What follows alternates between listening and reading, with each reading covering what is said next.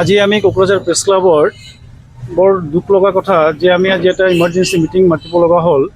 ঘটনাটো হ'ল যোৱা 16 জুলাইত ৱৰ্ল্ড স্নেক ডে অবজাৰ্ভ কৰিবৰ কাৰণে বন বিভাগ BTC বন বিভাগৰ CSD এটা প্ৰগ্ৰাম অনুষ্ঠিত কৰিছিল। তাতে কোকৰাঝাৰ প্ৰেছ ক্লাবক CSDয়ে আমন্ত্ৰণ জনাইছিল নিউজ কভাৰ কৰিবৰ কাৰণে। তো সেই আমন্ত্ৰণ মৰ্মে আমাৰ কোকৰাঝাৰ প্ৰেছ ক্লাবৰ গোটেই সতীৰ্থহঁতে তাত গৈ নিউজটো কভাৰ কৰিব গৈছিল। তাতে এটা কি হ'ল, এটা দুৰ্ঘটনাৰ নিচিনাই হ'ল যে তাত এনেকুৱা হৈছে যে বন বিভাগৰ কিছুমান তাতে মুৰব্বী আছে, আমাৰ কোকৰাঝাৰ প্ৰেছ ক্লাবৰ সদস্যৰ লগত খুব মিছবিহেভ কৰিলে।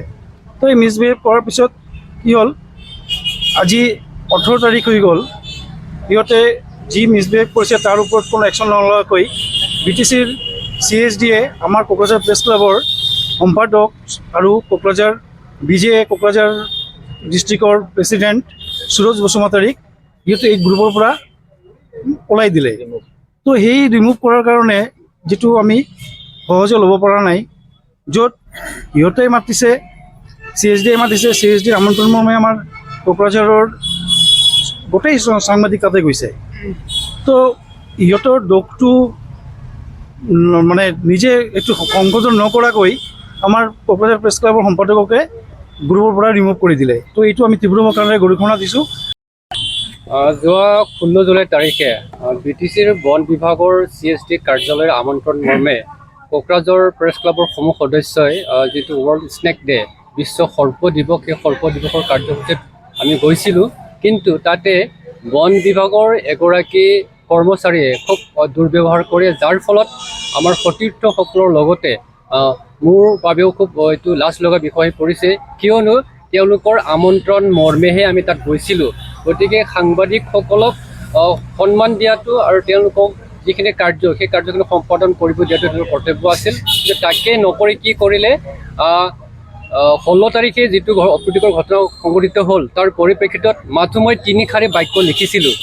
কিন্তু সেই কৰ্মচাৰীজনৰ বিৰুদ্ধে BTC বন বিভাগৰ CSD মুৰব্বী বিষয়ে কোনো ধৰণৰ ব্যৱস্থা গ্ৰহণ নকৰি, অথচ তেওঁৰ বিষয়ে বা CSDৰ বিষয়ে মই কোনো ধৰণৰ লিখা নাছিলোঁ, মন্তব্য কৰা নাছিলোঁ। কিন্তু আজি 18 জুলাই হৈ গ'ল, 18 জুলাই তাৰিখে পুৱা BTCৰ বন বিভাগৰ CSD বিষয়াগৰাকীয়ে হঠাতে যিটো ফৰেষ্ট মিডিয়া গ্ৰুপ, সেই গ্ৰুপৰ পৰা মোক ৰিমুভ কৰি দিছে। কাৰণটো আমি বুজি পোৱা নাই। আচলতে যিখিনি সঁচা কথা, সেই সঁচা কথাখিনি ক'বলৈ যাওঁতে তেওঁলোকৰ গাত লাগে নেকি, সেইটো আমাৰ প্ৰশ্নবোধক চিহ্ন আহি পৰিছে। আমি আজিৰ যি জৰুৰী কাৰ্যনিৰ্বাহক সভা কোকৰাঝাৰ প্ৰেছ ক্লাবে আয়োজন কৰিছে, আজিৰ এই জৰুৰী কাৰ্যনিৰ্বাহক সভাৰ জৰিয়তে এই সমগ্ৰ ঘটনাক কোকৰাঝাৰ প্ৰেছ ক্লাবৰ তৰফৰ পৰা তীব্ৰ ভাষাৰে গৰিহণা দিয়া হয়। লগতে BTCৰ বন বিভাগৰ দ্বাৰা প্ৰেৰিত যিকোনো ধৰণৰ বিবৃতি বা তেওঁলোকৰ চৰকাৰী কাৰ্যসূচীসমূহ সাময়িকভাৱে তেওঁলোকৰ বাতৰি পৰিৱেশনৰ পৰা আমি বিৰত থকাৰ কাৰণে সিদ্ধান্ত গ্ৰহণ কৰিছোঁ।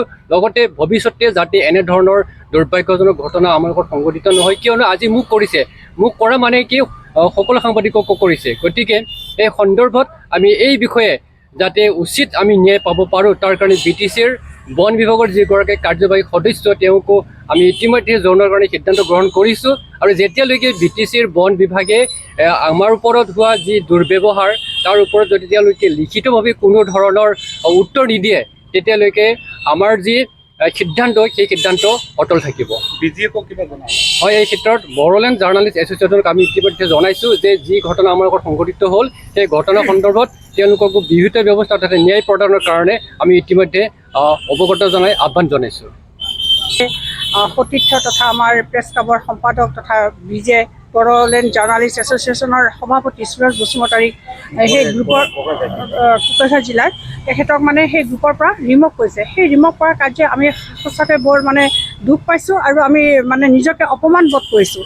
আৰু এজন সদস্যক তেনেদৰে এটা গ্ৰুপৰ পৰা ৰিমুভ কৰি দিয়াটো মানে আমি এইটো সহজভাৱে আমি লোৱা নাই, আমি ল'বও নোৱাৰোঁ। কাৰণ এজনক কৰা মানে আমাৰ সকলোকে এইটো অপদস্থ কৰা হৈছে। আৰু এই কাৰ্যটো আমাৰ CSD বন বিভাগৰ CSD সোণালী ঘোষ বাইদেৱে কামটো কৰিছিলে তেওঁ আচলতে জানিব লাগিছিল কি হৈছিলে, কি ঘটনা, কি কাৰণ হ'ল। তেওঁ আমাক মাতি এটা আলোচনা কৰা উচিত আছিলে, কিন্তু সেই তাকে নকৰি তেওঁ চিধা আমাৰ এগৰাকী সতীৰ্থক তেনেকৈ ৰিমভ কৰি দিয়া কাৰ্যক আমি গৰিহণা দিছোঁ আৰু আশা কৰোঁ ভৱিষ্যতে যাতে তেনেধৰণৰ কাম নকৰে। কিবা এটা আমাৰ মাজতো এটা আলোচনা বিলোচনা কৰা উচিত আৰু এই সন্দৰ্ভত আমি ইতিমধ্যে কিছুমান সিদ্ধান্ত লোৱা হৈছে, আমাৰ সম্পাদক মহোদয়ে জনাইছে আৰু আমি যিমানখিনিলৈকে এইটো সমস্যাটো সমাধান হয় তেতিয়ালৈকে আমাৰ সিদ্ধান্তত আমি অটল থাকিম।